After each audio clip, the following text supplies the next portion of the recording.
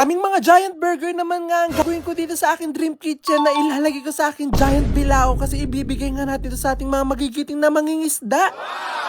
Pagdating pangalan nito mga freshly baked nga nating mga giant buns ay dali-dali ko na nga nilagay dito sa akin dream kitchen para matanggal ko na nga sila sa mga lagayan. Pinasadya ko pa nga talaga itong mga giant buns nga na to kasi wala ka nga talaga mabibilhan nga ng ganito kaya talagang pinagawa ko nga to para makagawa tayo ng super giant burger. Ito ngayon kauna-unahang gagawa nga ako ng giant burger kaya talagang sobrang excited na excited ako. Mas lalo pa nga ako na-excite kasi sobrang special nga ng mga pagbibigyan nga natin itong mga giant burger nga na to kasi ibibigay nga natin to sa ating mga magigiting na mangingisda. Kaya after ko nga matanggal nga yung mga giant buns nga natin sa lagayan, agad-agad ko na nga rin itong pinag-i-slice nga sa gitna. At pagkatapos nga nun, gumawa na nga rin ako nitong ating special patty para nga sa ating giant burger. At makakasiguro nga ako na dito pa nga lang sa patty, talaga masasarapan na nga sila kasi nakagawa na nga ako nito. Talaga sobra ko nga itong nagustuhan. At dahil okay na nga itong patty nga natin, umpisahan ko na nga rin itong iluto para nga talaga maging malaking patty na siya. Malaking burger nga kasi yung gagawin nga natin, kaya kailangan dapat malaki rin yung patty natin para talagang saktong-sakto. Ganito kalaking patty nga lang yung nagawa ko, kaya ang gagawin ko na nga lang ay gagawa ko ng maraming ganito para talaga mapagkasya natin sa isang burger. Maya-maya nga lang din naluto na nga itong unang patty nga na niluto nga natin, kaya magluluto na nga tayo ng marami. Ganito kalalaki mga patty nga talaga ang goal nga natin gawin kaso napakahirap niya nga talagang gawin kaya ito nga lang yung mga nagawa natin. Pinakapal ko na nga lang itong ginawa nating patty tas dinamihan ko nga talaga para marami tayong mailagay nga dito sa ating giant burger. Pagkatapos ko nga magluto ng napakaraming patty at napakaraming itlog, naglinis na nga rin ako nitong mga lettuce natin. Tapos agad-agad ko na nga rin kinuha tong super giant bilao nga natin para ma-assemble na natin yung mga super giant burger natin. Inumpisahan ko na nga rin ilagay dito yung mga pinakailalim na mga burger buns nga natin kasi dito nga tayo magsisimula. Medyo na problema nga ako dito kasi napakarami nga natin gagawin giant burgers at natatakot nga ako baka nga hindi magkasya dito sa ating giant bilao. At buti na nga lang super giant bilao nga siya kaya sigurado ako nakasyang-kasya nga lahat ng giant burger na gagawin natin. Inumpisahan ko na nga ditong ilagay nga sa unang layer nga itong mga mayonnaise kasi sa tingin ko itong unang ilalagay. Talagang mayonnaise pa nga lang nilalagay ko, talagang na-excite na nga ako sa kakalabasan nga nitong super giant burger natin. At pagkatapos ko nga ilagay nga itong mga mayonnaise, nilagay ko na nga rin itong mga special burger patty natin. Kasing laki nga sana nitong burger buns nga sana yung gagawin nga nating patty kaso hindi ko nga talaga siya nagawa kaya dadamihan ko na nga lang talaga ng patty nga ito. At para mabusog nga rin talaga yung mga pagbibigyan nga natin itong mga giant burger natin. At pagkatapos ko nga mailagay nga itong patty, ilalagay na nga rin natin itong iba pang magpapasarap sa ating giant burger. Maglalagay nga tayo dito ng kamatis, ng onion, ng itlog, ng cucumber, tapos ng cheese. O diba, hindi lang sa giant burger, talagang overload pa siya. Naranasan ko nga kasi makakain nga ng burger na nakailang kagat na nga ako sa tinapay, talaga hindi ko pa nakakain nga yung patty kaya talagang dinamihan ko talaga yung palaman dito sa aking ginawang burger. At pagkatapos ko nga may ilagay nga lahat ng yon, ilalagay ko na nga itong huli nating ilalagay ito nga mga lettuce. Feeling ko nga kasi hindi magiging mukhang burger nga itong ginagawa natin yung burger kung hindi nga natin lalagyan ng lettuce. Nung una nga talaga hindi ko pa na-imagine nga itong ginagawa nga nating giant burger pero nung inumpisan ko na nga ilagay itong mga ibabaw nga ng burger buns nga natin, talaga nagmukha nga silang lahat burger. Talaga naman sobrang nga akong nalalakihan dito nga sa ginawa ko ng giant burger na feeling ko isang kagat ko pa nga lang ay busog na nga ako. At finally nga matapos nga ang mahabang oras nagawa na nga rin natin itong mga super giant burger nga natin kaya dali-dali na nga namin itong dinala sa ating mga mangingisda. At pagdating nga doon inaabutan pa nga namin sila na naguhulugan ng mga lambat nga dito para makahuli nga ng isda. Ito nga po kasing pangingisda ang pangunahing kabuhayan nga talaga ng mga tao nga dito nga po sa amin kaya nakadepende nga po sa mahuhuli nilang isda yung kakainin nila sa araw-araw. Kaya sobrang saludo talaga ako sa mga ganito kasi talaga sila yung lumalaban ng patas at hindi talaga nanlalamang ng ibang tao. At dito nga po sa pangingisda talaga hindi nga po araw-araw dito birthday. Talaga minsan meron silang nahuhuling isda tas minsan talagang wala kahit ilang araw na silang nanguhuli. Katulad nga po neto talagang malapit na po nilang mahilang ang lahat nga ng lambat na hinulog pero dalawang isda pa lang yung nahuhuli. At isa pa nga talaga sa struggle talagang napakahirap nga talagang hilahin nga ng lambat nga na to. Kailangan nga talaga ng maraming tao. At maya-maya nga lang din natapos na nga po sila sa paghihila at matapos nga ang mahabang oras nga nilang paghulog nga sa lambat at paghihila, 4 na isda nga lang pong nahuli nila. Nakadepende nga rin po kasi sa lagay nga ng dagat yung dami nga ng isda nga na mahuhuli nga po nila kasi kapag nga malakas yung alon talaga medyo pahirapan nga makakuha ng maraming isda. At kahit nga po paano para mabawasan nga po yung nararamdaman nga nilang pagod kaya dali-dali ko na nga po pinalabas nga itong mga ginawa ko mga super giant na burger. At sigurado nga ako na mawawala nga yung pagod nga nila dito kapag natikman nga nila itong ginawa ko. Hinati ko na nga itong isang giant burger nga para pagkukuha na nga sila hindi na nga sila mahihirapan maghati. At talaga laking gulat nga nila dito sa dala nga namin pagkain kasi di nila akalain na giant burger nga yung dadalhin ko dito sa kanila. Nagdala nga rin po kami dito ng napakaraming soft drinks kasi sa tingin ko ito nga yung perfect combination nga ng burger. At sa dami nga nito mga giant burger nga na to, sigurado nga ako na meron nga silang maiuwi pa sa kanilang mga pamilya sa bahay. Amazing!